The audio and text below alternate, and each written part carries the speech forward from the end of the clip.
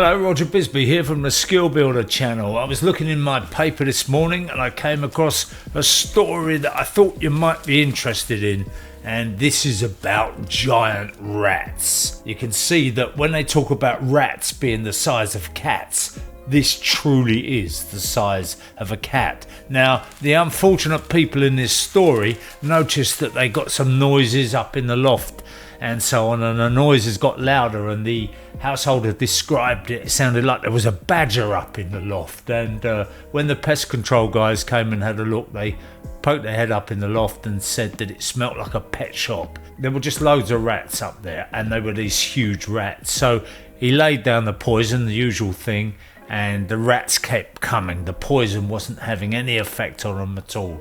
And in the end, they were lying awake at night. They got a couple of kids, and the noise of these rats going across the ceiling and even in the bathroom at one time, running around the bathroom, was horrendous. This persisted and they just couldn't figure out what was going on. But obviously, with all these things, you've got to think about where the rats are getting in. In this particular case, they traced it to a disused drain pipe. When the extension was built and the old drainage was cut off, the builders hadn't plugged it off properly. They'd probably done what a lot of us have done, stuffed a cement bag in the end of it and meant to concrete over it, but didn't get round to it for one reason or another. And then the floor went down. Maybe it was a block and beam floor or something like that. Anyway, these rats were getting inside, and even though they were the size of a cat, being a 4-inch cavity, they were able to get up in the cavity, up into the loft space, and wreak havoc up there. Once they dug up outside, found the drain pipe, concreted over the drain pipe,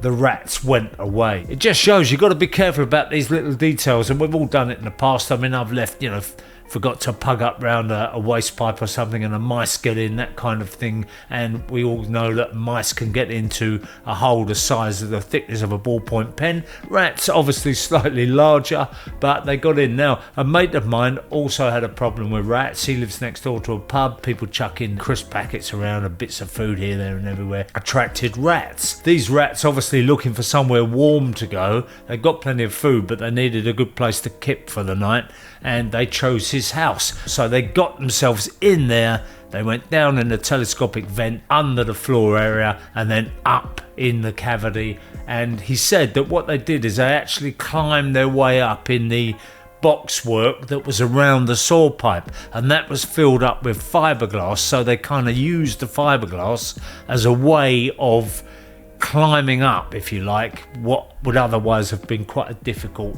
route for them. So you almost used the fiberglass like a step ladder. So they got up there, and it took him a long time to get rid of it. And what he had to do is chop out all those plastic air bricks and replace them with the good old-fashioned terracotta ones. And once he'd done that, the problem was over. So if you've got rats, or you know somebody who's got rats, it's a good idea to look and see where they're getting in. And it could be anywhere, quite honestly. They're very, very clever at getting into a space. The other worrying thing is the size of these rats. I mean, these are huge, and apparently they're becoming quite common. And that would freak me out. I like to think that I'm one of those people who's fairly resilient to this kind of thing, but I think if I saw one of those blighters coming at me in the middle of the night, I would scream like a girl.